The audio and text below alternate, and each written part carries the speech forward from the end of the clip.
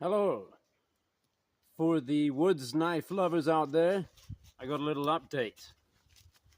First of all, regarding this chopper, I'm redoing the handle somewhat. So, for one thing, I realized it wasn't entirely true. I mean, it's getting there now, but it wasn't entirely true to the blade. I was a little hasty, and I didn't take care of that before I put the wrap on. Also, I've decided I want some swell here. So I'm shaping the whole thing to account for then putting a wrap on top. I'm also probably going to put some wood in here or something, and just fill this in a little here, thicken it out. So that's kind of on the shelf at the moment. I mean, still perfectly usable, actually. Yeah, still perfectly usable. It's just a little it's just a little too skinny for me in the handle here. I want that to thicken out and round out. Take out this little, flatten out that curve, let's say. So, just wanted to point that out. Now, I have acquired a very attractive knife. It's a Castrum. I'm pretty sure I ordered the one without the fire starter on it, but anyway, maybe they didn't have one in stock or whatever. So,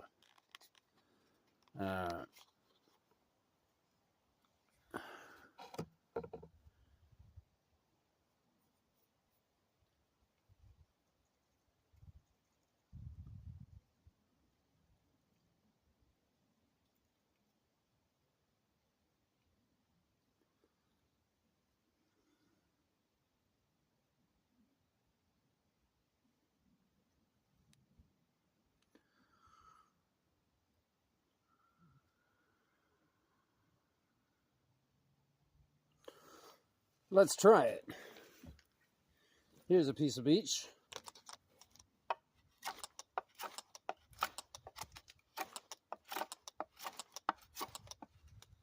Absolutely magnificent. I love it.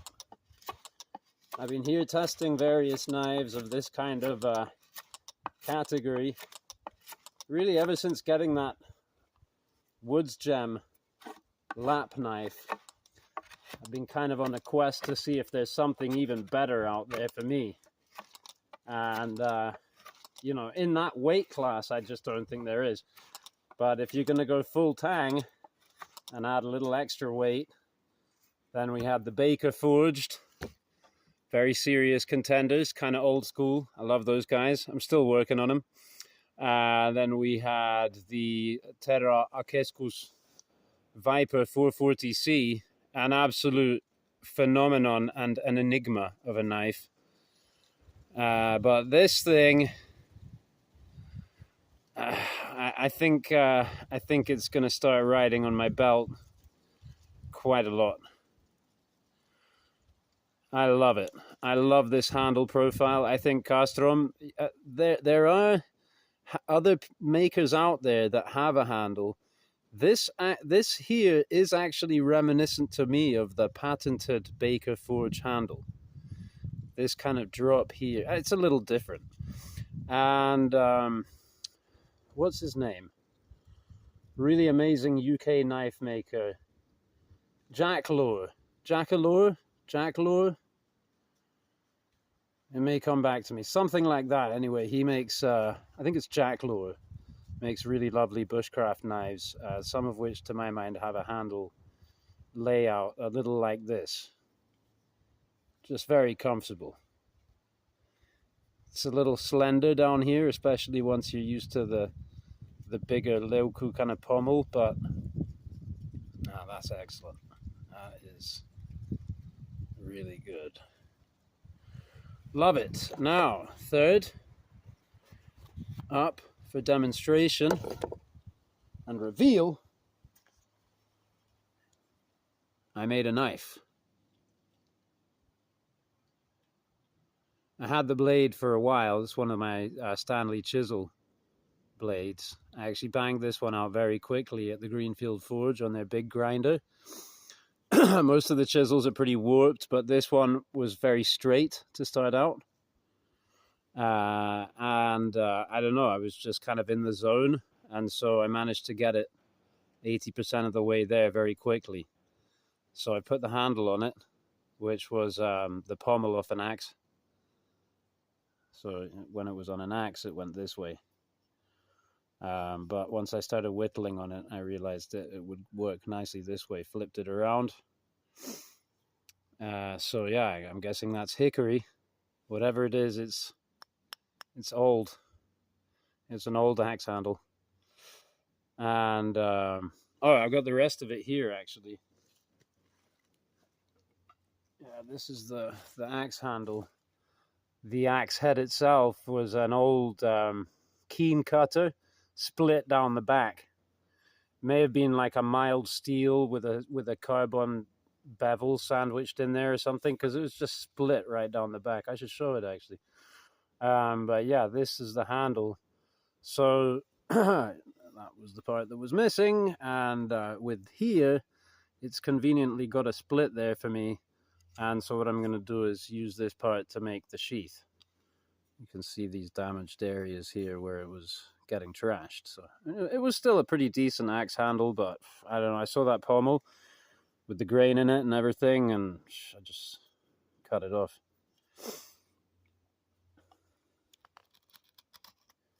And let me tell you, this hickory is old and tough. Take it from me, because I've been whittling on it. This part's damaged still. But you can see that this whittles quite nicely. With this wide blade, it's definitely more of an axe handle or a spoon whittler. You know, you can get into the bowl of the spoon with this. Get in there.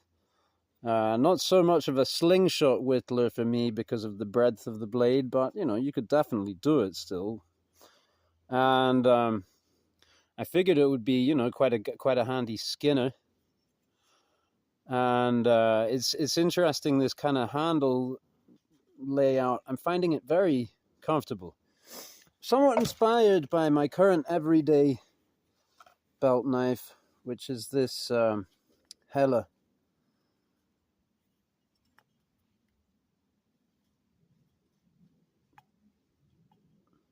And thus far, you know, this going to perform pretty similarly, as you can see from the bevels and the, you know, the geometry.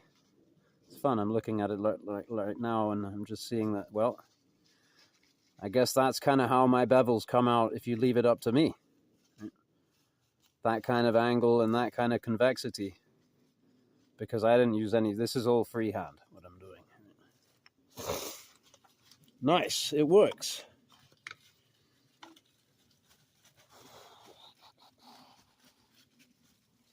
Found this apple. I think it fell off the four-wheeler and the dog chewed on it a little bit. Anyway, there's some good eating in there, I reckon.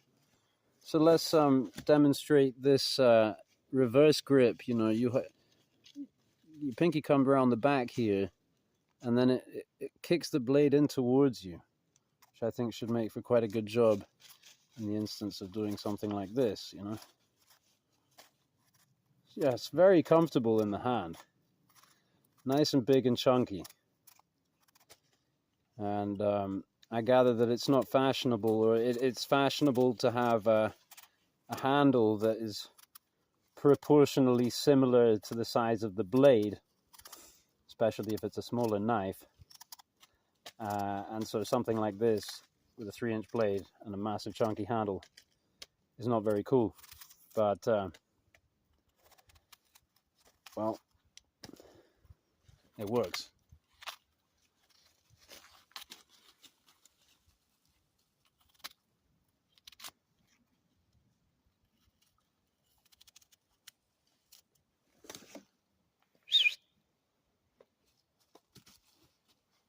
Thanks for watching.